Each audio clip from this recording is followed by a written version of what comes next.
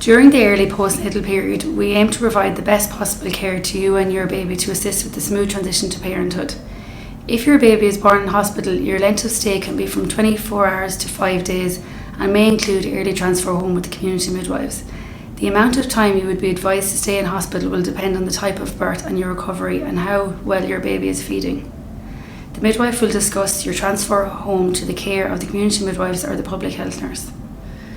We ask that you respect our visiting policy with only your birthing partner able to visit you and baby, and this ensures mum and baby get as much rest as possible. Eating well and staying hydrated is important during the postnatal period. Your personal hygiene and wound care is essential in the postnatal period to keep you and your baby safe and well. The midwife will examine you to assess you are well and recovering both physically and emotionally, and support you and your baby as you transition to motherhood. Referrals to specialist services such as lactation and physio will be completed during your stay in the unit. Before discharge, your baby will have a series of discharge checks, including a hearing screen, baby physical check and a weight. We will notify your public health nurse of the birth and ask you to give her your discharge summary along with your GP.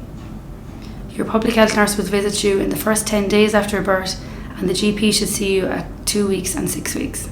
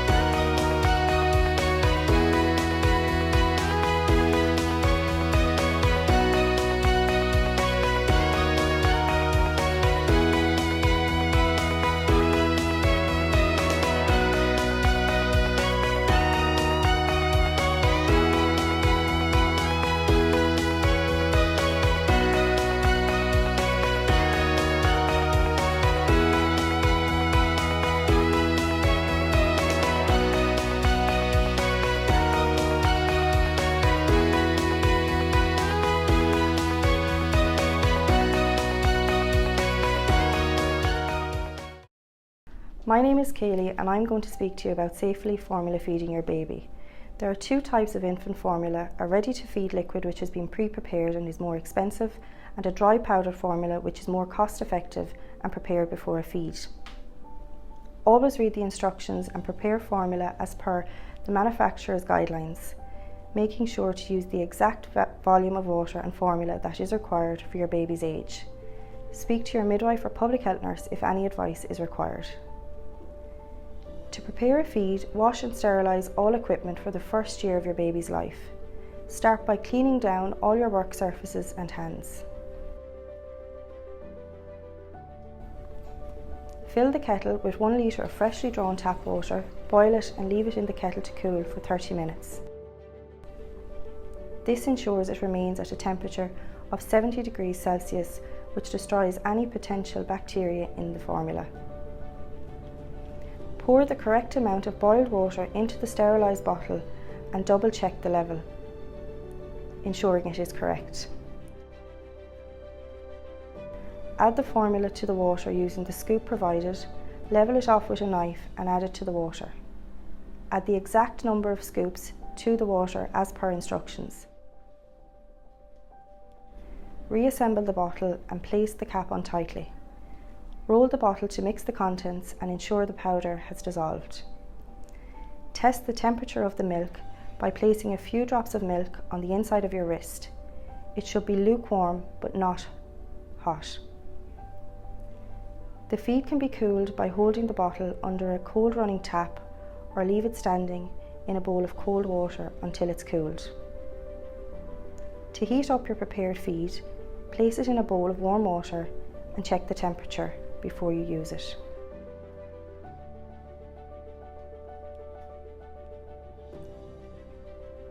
Discard unused milk after 2 hours of it being prepared. It is considered best practice to prepare a fresh feed each time you feed your baby. Your baby should increase feeds gradually every day. At 1 week old, your baby should take 3 to 4 ounces, which is 90 to 120 ml of formula, every 3 to 4 hours.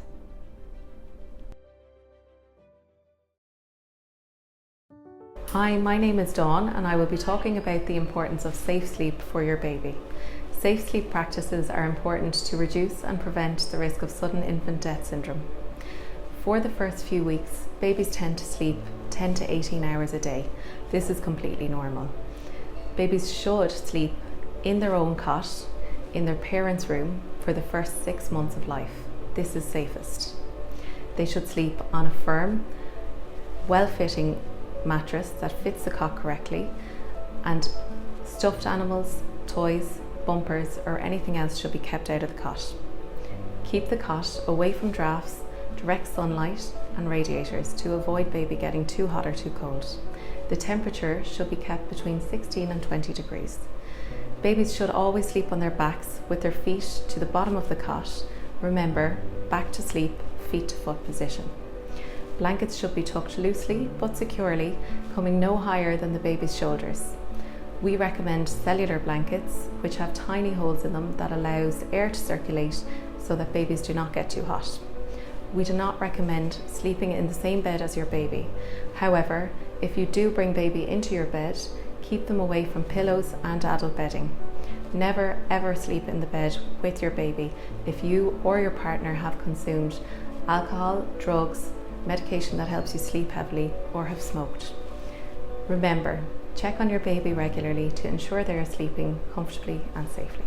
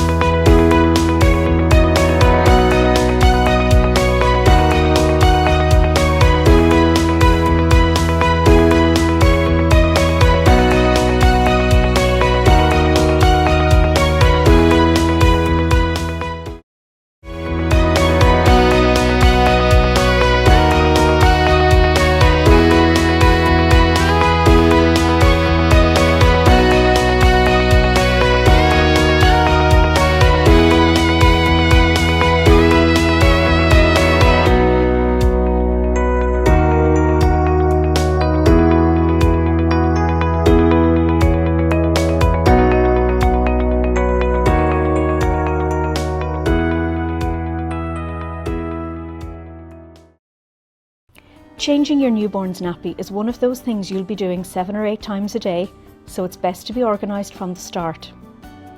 Make sure you have everything you need ready and close to hand. Place your baby on a clean, soft, flat surface. Open the nappy and wipe away excess stools from the genital area with the corner of the nappy. Hold your baby by the ankles and lift up their bottom. Use soft cotton balls or a wet cloth to clean your baby. Clean around the umbilical cord area. For a girl, be sure to wipe from front to back. This will help minimise the spread of an infection. Swap a clean nappy for the dirty one. Use the tabs to see which way goes up. Avoid covering the umbilical cord as this can cause irritation. For a boy, keep his penis pointed down. Fasten the nappy at both sides with the tapes, making sure it's snug, but not so tight that it pinches the skin.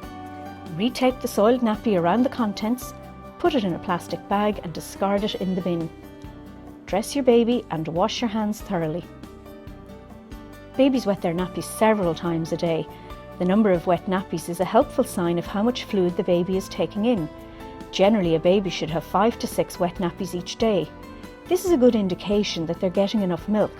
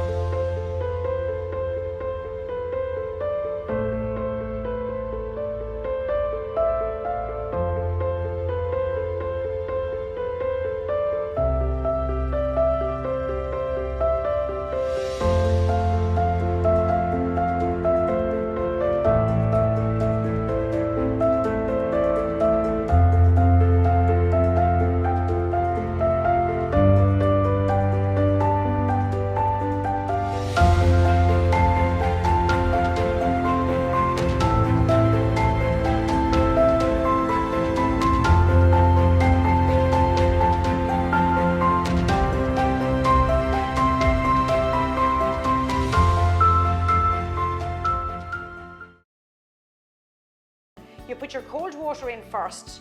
You add your hot, you just check it with your elbow. If it's comfortable for your elbow, it's fine for the baby. It's about 36 degrees centigrade, the water temperature. You put your hand underneath the baby's head like that. You just took the baby under your elbow resting on your hip. Now I'm holding the baby in the same position and I'm going to wash the baby's hair. So just wash it nice and gently. This is a very good baby. And I'm going to come back onto my mat and I'm going to lie the baby back down and I'm going to dry the baby's head well. Babies lose a lot of heat from their heads, so make sure that you dry the baby's head very well. Now, when you're lifting the baby into the bath, just turn the baby over on its side, over in this position. Just put one arm, your left arm, underneath the head and hold on to the left arm. And put your right arm underneath the bottom and hold on to the left leg. Now you see there is no way this baby's going to fall on me. I've got the head well supported with my arm here on the left and I've got a good grip of the baby. Now nice and gently you're going to let the baby into the bath. If the baby's enjoying it, of course, just leave them in for a little while. Babies are very used to water from being inside, so they love the sound of the water. I'm going to lift the baby out again. Now you see I'm lifting the baby out nice and gently. So you settle them down, give them a little cuddle, settle them down, and then you're going to dry the baby off well. Don't forget areas where they can get sore if you leave them wet. All babies are quite fat in here, so get right in there under the chin, because if you leave areas wet, they're going to get red and sore. They're all get right onto the armpit here, where they're like that. And another area is get right onto the behind the knees and in the groin area. They're areas that can actually get sore if you leave them wet. So you make sure that you dry those areas off very well.